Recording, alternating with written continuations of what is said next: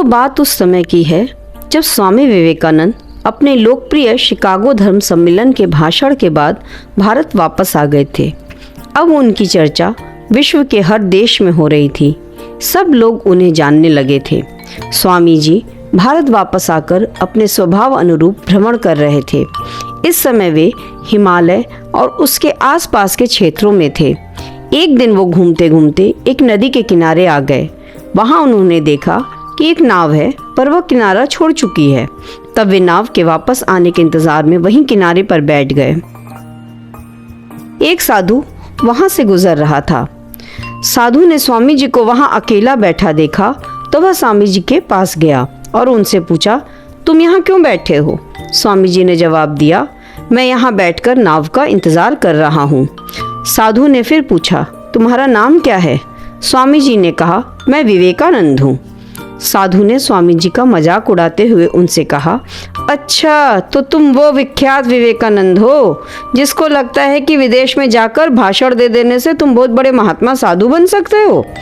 स्वामी जी ने साधु को कोई जवाब नहीं दिया। फिर साधु ने बहुत ही घमंड के साथ नदी के पानी के ऊपर चलकर अपनी शक्ति का प्रदर्शन किया।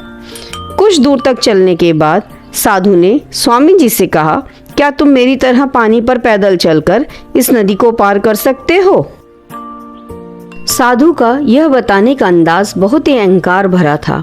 यह देखकर स्वामी जी बहुत ही शांत स्वर में बोले, आपने अपनी जिंदगी के 20 साल ऐसी विद्या को सीखने में बर्बाद कर दिए जो काम एक नाव 5 मिनट में कर सकती है।